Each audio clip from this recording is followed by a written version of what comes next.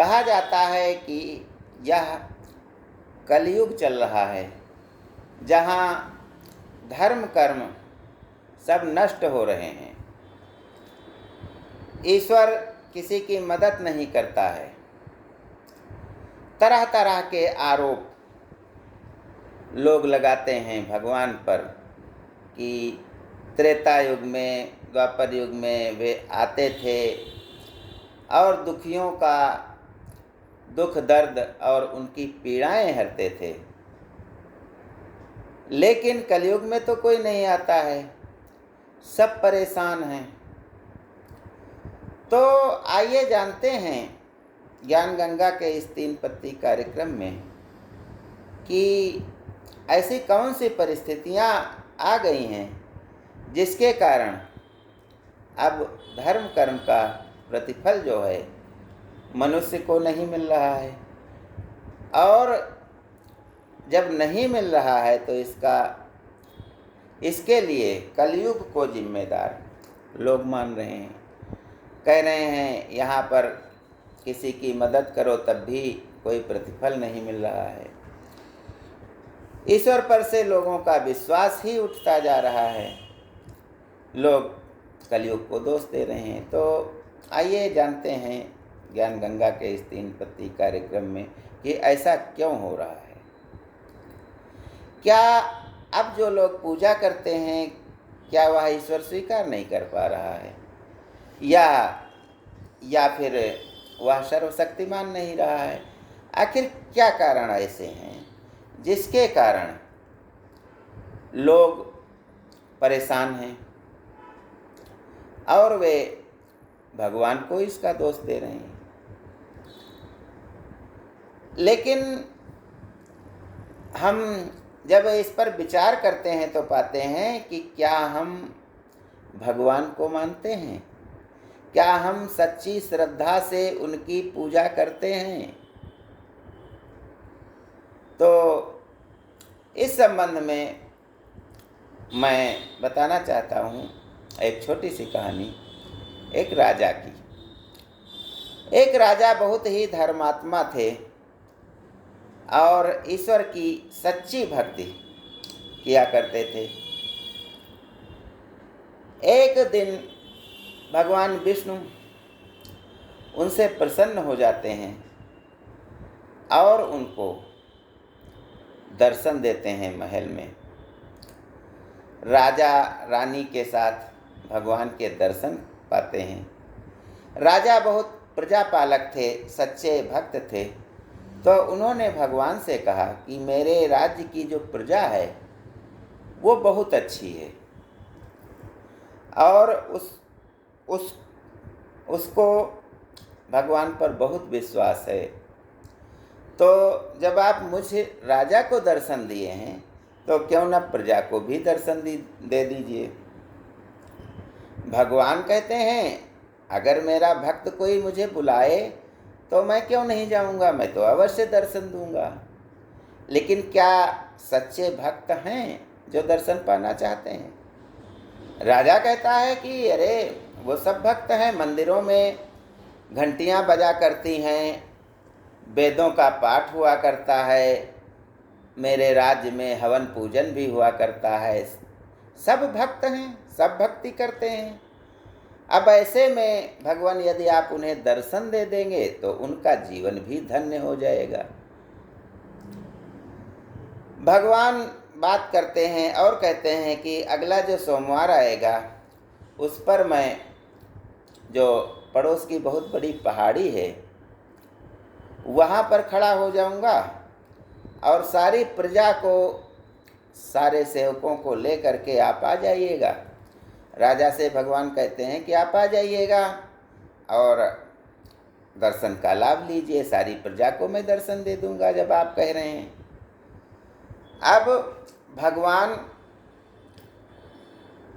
निश्चित दिन पर पहाड़ की ऊंची चोटी पर बैठ जाते हैं आकर के और इधर राजा रानी और सारी प्रजा को लेकर के उधर बढ़ रहे होते हैं जहां भगवान ने मिलने का वादा किया था। आगे जब बढ़ते हैं, प्रजा पीछे पीछे है, राजा आगे आगे थाल सजाए चल रहे हैं, सारी प्रजा भी पूजा और हवन का सामान लिए हुए पीछे पीछे बढ़ रही है कि आज भगवान के सम्मुख दर्शन होंगे, सामने दर्शन होंगे। लेकिन जब पहाड़ आने लगता है, कुछ दूर पहाड़ पर लोग चढ़ते हैं, तो देखते हैं कि तांबे के सिक्के थे, वे उनका ढेर लगा हुआ है। अब जो प्रजा वाले लोग आए थे, वे उन सिक्कों को पोटलियों में भरने लगते हैं। सो कहते हैं ये भगवान का प्रसाद है, भगवान ने हमको दिया है, और वहीं से सिक्के लेकर के लौट आते हैं कि भगवान का नाम लिया, उन्होंने हमको ये दे दिया। राजा बहुत दुखी होते हैं कि उनकी आधी प्रजा तो सिक्के लेकर के जा चुकी है, आधी से वे कहते हैं चलिए आप लोग दर्शन कीजिए, इन चक्करों में मत पड़िए। आधी प्रजा उनके पीछे फिर चल देती है। कुछ दूर पर जाकर के चांदी के सिक्कों का ढेर लगा हुआ था, तो सारी प्रजा फिर उन सिक्कों को भरने लगती है पोटलियों में। अब सारी प्रजा भर के जा रही थी। राजा रानी, मंत्री और कुछ जो है प्रजा के विश्वास पात्र जो भक्त बने थे, रह गए थे, वही राजा के साथ थे। राजा बड़ा आत्मग्लानि कर रहे थे कि भगवान क्या सोचेंगे कि मैंने तो कह दिया था सभी भक्त हैं, दर्शन के लिए आएंगे, और वो तो यहीं से सिक्के लेकर के चले गए। अब आगे जब जाते हैं तो पहाड़ पर जहाँ से चढ़ाई शुरू होती है, जहाँ भगवान ने वादा किया था मिलने, वहाँ सोने के सिक्के के ढेर लगे देखते हैं। अब जितने भी मंत्री आए थे, जितने प्रजा के लोग थे, उन सिक्कों को भर भर करके अपने घर की ओर लौटने लगे। कहा ये भगवान का प्रसाद है। राजा रानी पीछे मुड़ करके देखते हैं, उनके साथ कोई नहीं। वे जल्दी जल्दी जाते हैं और पहाड़ी पर पहुंचते हैं जहां भगवान उनका प्रतीक्षा कर रहे थे, उनकी प्रतीक्षा कर रहे थे। राजा रानी से कहते हैं कि आपने तो कहा था कि हमको दर्शन दे चुके हो, प्रजा को दे दो, लेकिन मैं तो प्रजा के दर्शन के लिए आया हूँ, लेकिन प्रजा कहाँ है?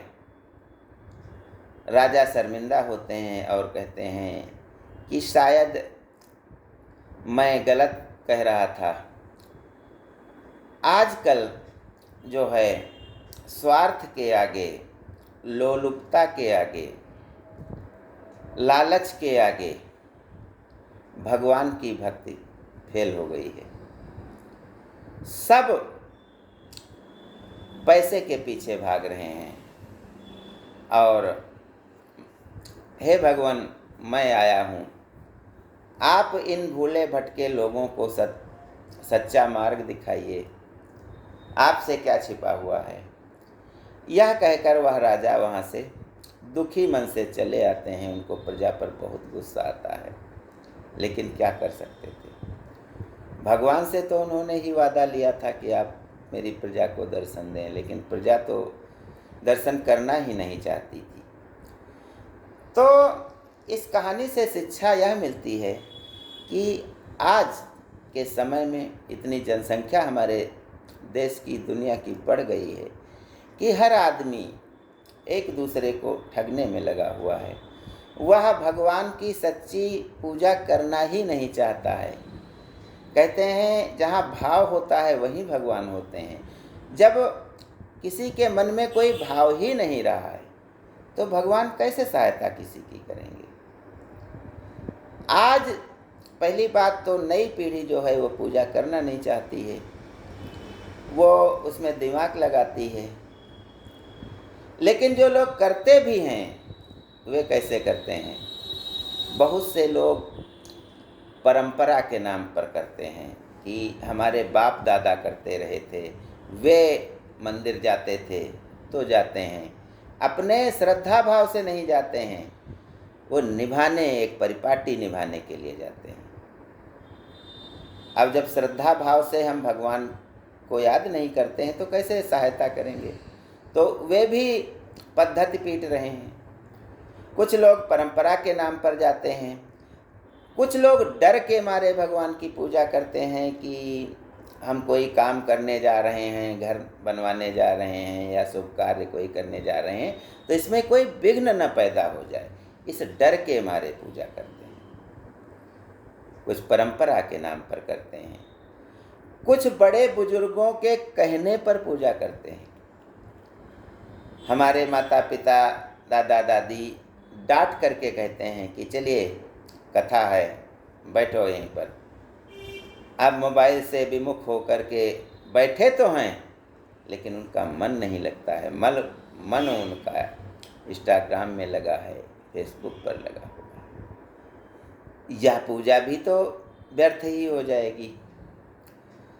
तो इस प्रकार से हम देखते हैं कि आजकल सच्ची लगन से, श्रद्धा भाव से हम जब भगवान को मानते ही नहीं हैं, लेकिन हम दोष उन्हीं का देखते हैं कि भगवान कलयुग आ गया है, कलयुग में किसी की सहायता नहीं करते हैं, भगवान नहीं सहायता करते हैं।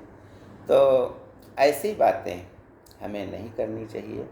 इसके अलावा कुछ ऐसे भी भक्त होते हैं जो भगवान को उल्टा सीधा भी कहते हैं, गलत बताते हैं। तो यह भी उनके मन का भ्रम होता है। ईश्वर सबकी सहायता करता है। हम जब मंदिर जाते हैं तो पूजा करते हैं, तो इसका मतलब है कि हम अपने कर्म करने के साथ में यह करते हैं, और जब कर्म साथ में जुड़ जाता है तो हमें उसका फल अवश्य मिलता है। कर्मण्येवाधिकारस्ते मा फलेषु कदाचन। कर्म में यदि हमारा विश्वास है तो फल मिलेगा, और जो खाली टाइम है वह हम पूजा कर लेंगे भगवान की सच्चे मन से, तो हमें हमारी जीवन में सब कुछ अच्छा होगा। ज्ञान गंगा में बस आज इतना ही। जय हिंद, जय भारत।